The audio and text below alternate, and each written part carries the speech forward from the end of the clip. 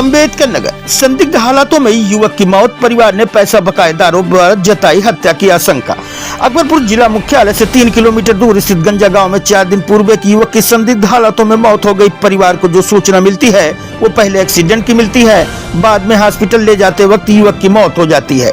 परिवार ने बताया कि काफी दिनों से पैसा मांगने को लेकर बकायेदारों से इसरार अहमद की बात होती थी। दूसरी पत्नी का कहना है जिस वक्त ये वाकया हुआ कुछ समय पहले अपने पति से बात कर रही थी। वही मऊहरिया मोड़ गांव में जिस स्थान पर वारदात हुआ उस स्थान पर एक चाय की दुकान व साइकिल रिपेयरिंग की दुकान है। वहां के लोग कह रहे थे कि युवक का एक्सीडेंट हुआ है। वहीं परिवार का कहना है इसरार अपना दिया हुआ रुपया मांगने गए थे।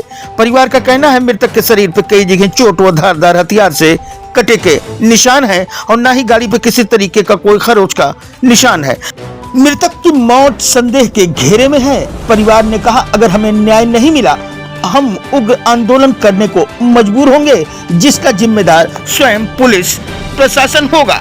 वहाँ पर जब पहुँचा तो वहाँ बहुत भीड़ थी। भीड़ में कोई आदमी इतना भी नहीं था कि 100 नंबर या एम्बुलेंस बुलवा दूँ।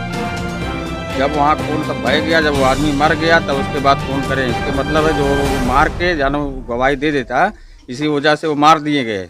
नहीं तो आदमी हम लोग घर वाले पहले पहुँच जाते हैं तो वो गवाही दे देता, नाम बता देता, नाम बताया नहीं था। वहाँ दिन में फ़ोन आ रहा था, वो परेशान कर रहा था। कोई फ़ोन आते वक्त वहाँ पे वो बुलाया वो पैसा देने के लिए, वहाँ पे वो पैसा पाया नहीं। पीछे से आके 2 चक्के से 3 लोग थे कुल्हाड़ी से मार के, उसके बाद वो भागने में वो गिर गया। गिरने की वजह से जनता जाना कि दोनों गाड़ी लड़ी हुई है। उसके बाद उसको जनता ने भगवा दिया एक गाड़ी को, इसको ज़्यादा चोट लगी थी उसको वहीं रख दिया। देखिए, जब उसको जानकारी हुई तो मैं गया। पोस्टमार्टम की शाम को बॉडी मर्चरी में रख दी गई थी।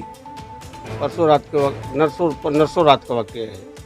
परसों दिन भर दौड़ता रहा लेकिन लोग का पोस्टमार्टम हो पाया तो रात में मैं जाकर डीएम से परमिशन करा के पोस्टमार्टम कराया।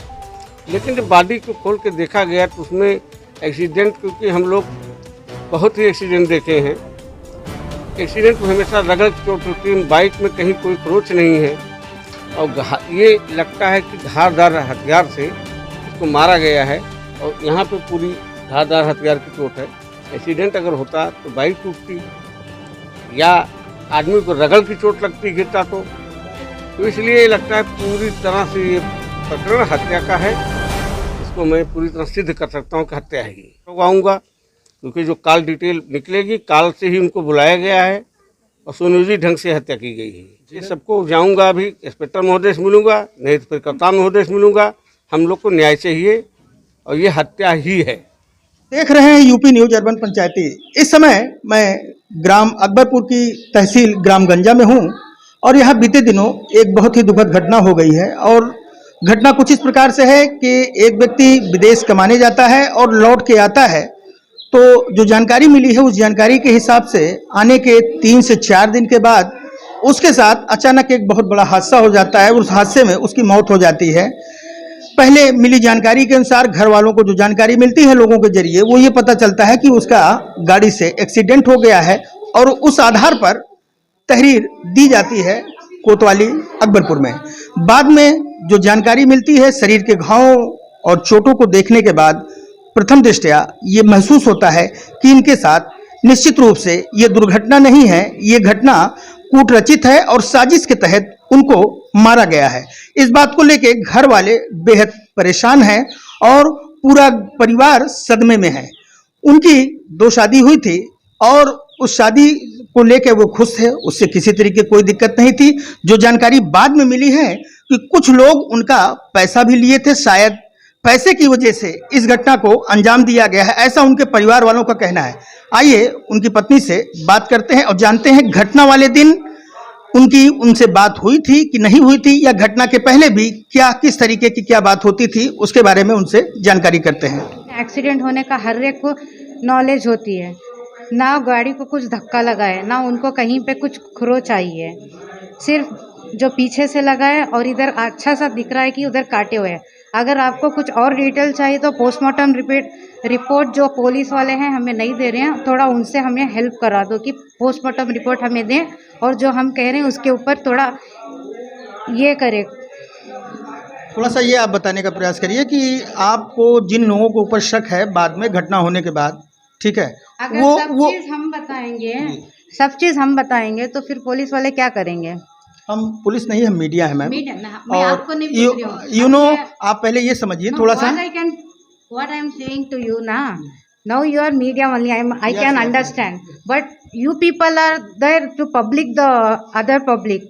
Like जैसे कि आप लोग ही दूसरों को सुना सकते हो हमारी आवाज़, ऐसा नहीं कि पुलिस सुनाए बोल के। तो जो भी है अभी इसमें बोले तो ये आप ही तो जाके सुनाना, या और चैनल्स में डालने से ही पता चलता है कि कुछ यूपी की पुलिस ना कुछ एक्शन ले रही है, कुछ भी क्या भी नहीं, ऐसा बोल के पैसों के लिए वो मतलब उनको पैसे मिलने वाले थे तो वो लोग बुलाए फ़ोन करके कि आओ आके हम लेके जाओ बोल के। लेकिन उस टाइम पे पता चला देखे तो वो लोग थे या दूसरे लोग थे या किसी तीनों के हाथ से भेज के करवाए, वो तो अल्लाह बेहतर जाने। लेकिन हम वही चाहते हैं जो भी है पुलिस हमारा साथ दे, आप लोग हमारा साथ दें और इस हद तक पहुँचे कि आखिर क्या है बोल के हमें इंसाफ चाहिए। जो हम भी चलो मार के इधर उधर रह के अगर घर पे भी पड़ा रहता तो ठीक था, अभी वो जान लिए तो इसीलिए हमें भी जान के बदले जान चाहिए। जैसा कि आपने देखा कि उनकी पत्नी से बात हुआ, निश्चित रूप से बहुत ही सदमे की बात है और कहीं ना कहीं उनका ये कहना है कि मीडिया इस पूरे मामले में सही तरीके से उनका साथ नहीं दे रही है। तो बहुत सारी बातें कुछ इस तरीके की कभी कभी होती हैं, दुख में आदमी बहुत सारी बातों को ध्यान से नहीं समझ पाता, लेकिन मीडिया का भी अपना एक दायरा है और मीडिया उस दायरे से बाहर जाकर कोई इन्वेस्टिगेशन कभी भी नहीं कर सकती। मीडिया को या पुलिस को साक्ष्य की ज़रूरत है। हम लोग भी साक्ष्य बटोरने का प्रयास करते हैं और सच को लोगों के सामने प्रस्तुत करने का प्रयास करते हैं। मीडिया सिर्फ अपना काम निष्पक्ष रूप से पब्लिक और पुलिस के सामने अपनी आपकी कही हुई बातों को निष्पक्ष तरीके से रखने का काम करता है। वही काम मीडिया के जरिए हम करने का प्रयास करते हैं।